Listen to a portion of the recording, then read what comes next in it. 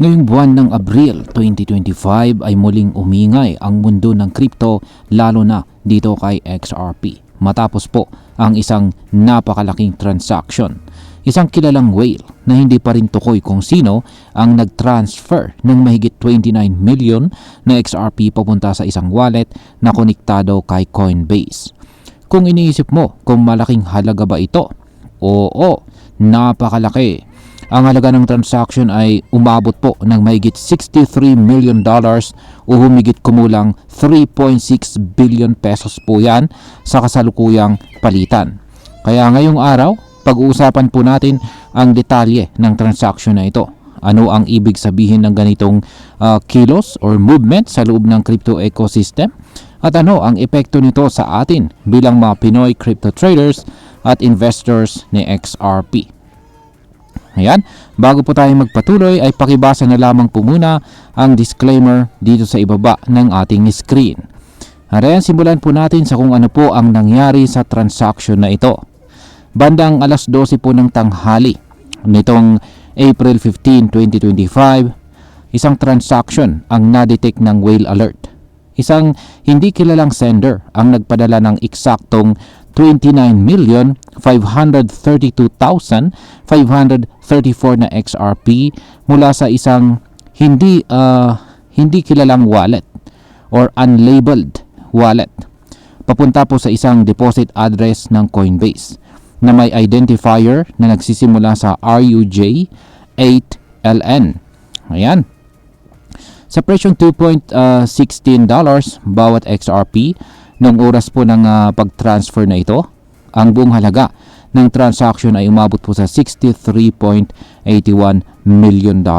Isa itong halatang galaw na hindi biro at hindi rin karaniwan. Pero teka muna, ayon po sa mas malalim na on-chain data, possible raw na ang transaction ito ay hindi galing sa isang outside whale, kundi isa lang sa mga internal transfers ng mismong si Coinbase. Karaniwan na itong ginagawa ng mga centralized exchanges para sa liquidity management o para mapabuti ang security ng kanilang funds. Ngayon, sino nga ba ang nagpadala ng XRP na ito? Ito po yung pinakamalaking tanong. Sino? Ayon po sa whale alert, hindi pa tukoy ang sender. Pero base po sa datos ng blockchain, ang wallet na nagpadala ay RPE-AZU, isang wallet na activated lang noong April 11, 2025, kaya bago.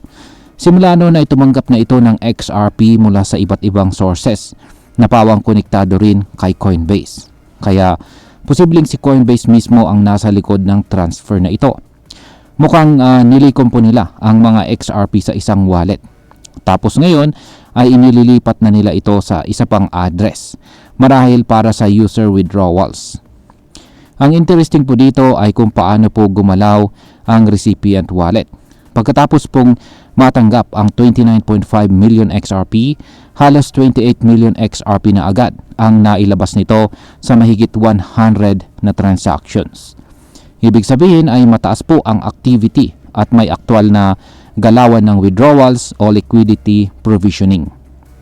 Sa ngayon, ang wallet na ito ay may natitirang 1.55 million na XRP kung saan ay katumbas po ng humigit kumulang $3.34 million. Ayan, ngayon ay may kinalaman ba ito sa upcoming XRP futures ni Coinbase? Isa po sa mga pinaka-importanting bahagi ng kwentong ito ay ang balitang magla-launch si Coinbase ng kanyang XRP futures contract sa April 21, 2025. Isa po itong malaking hakbang na maaaring makaapekto sa presyo at liquidity ng XRP.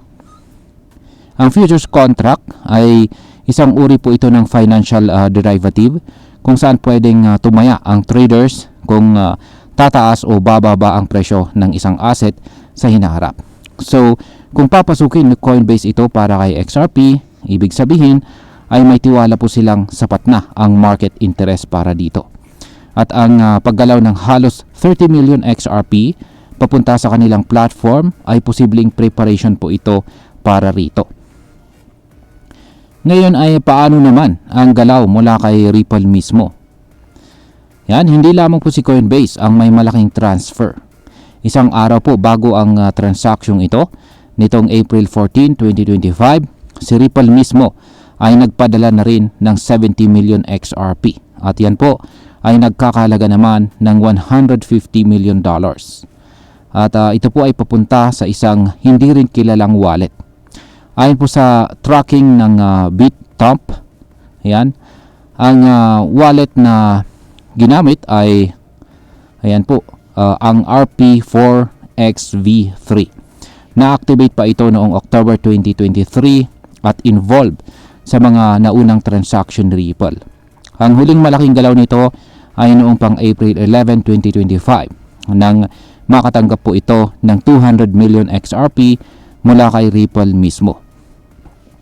May hinala ang ilang community members ng XRP tulad po ni XRP Liquidity na ang mga funds na ito ay gagamitin para sa liquidity provisioning, pagtugon sa demand ng mga ODL clients o bilang backup para sa mga XRP related ETPs or exchange traded products. Ngayon ay alamin naman po natin kung ano po ang lagay ngayon ng presyo ng XRP. Sa kabila ng malalaking galawan na ito, matatag pa rin ang presyo ng XRP at patuloy pang tumataas. As of ngayon ay naglalaro po siya sa mga presyong $2.16. Ayan, kung titignan po natin ang kanyang performance nitong nakalaang linggo, ayan, nitong last week, tumaas ito ng 11.66%. At kung ikukumpara naman natin sa presyong $1.64 noong April 7, ang paglago po niya ay nasa 31.69%. Kaya masasabi mo po nating bullish pa rin ang market sentiment kay XRP sa ngayon. Ngayon ay pag-usapan naman po natin ang posibleng maging epekto nito para sa atin bilang mga Pinoy crypto traders at investors. Ayan, para sa atin, lalong-lalo na dito sa Pilipinas, malaking bagay po ang transparency at saka activity ng malalaking institutions tulad po ni Coinbase at saka Ripple. Kapag may malakihang galawan tulad ng ganito, ay pwedeng magdulot po ito ng volatility o pagbabago sa presyo, pataas man o pababa. Kung sakaling magsimula po ang XRP futures trading kay Coinbase, pwedeng tumaas pa ang interest kay XRP. Magiging mas active ang mga traders at dahil dito, maaaring lumawak ang adoption at gumanda ang liquidity na pabor sa mga nagtitrade or may XRP holdings. Pero dapat din tayong mag-ingat. Ang ganitong galawan ay hindi automatic na sinyales ng bull market.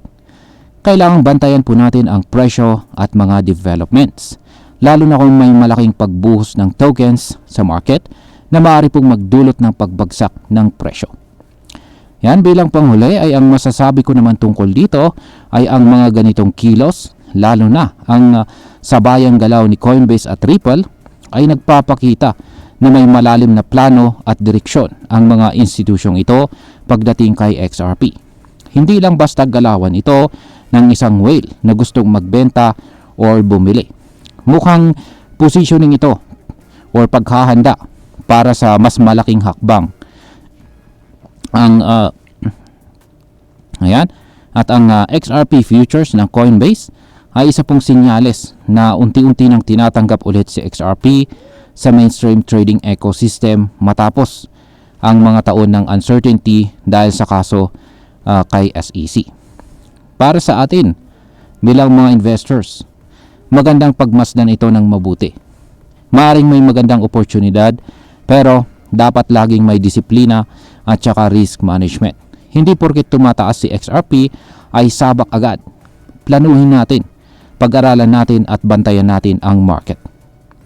Sa kabuuan, ang malaking galaw na 29 million XRP papunta kay Coinbase at ang 70 million naman na XRP na galing mismo kay Ripple ay hindi lang simpleng transaction. Isa itong palatandaan ng galaw ng malalaking players sa likod ng XRP ecosystem. Yan, abangan din natin ang April 21 kung paano po sisimulan ng Coinbase ang XRP futures. Ayan.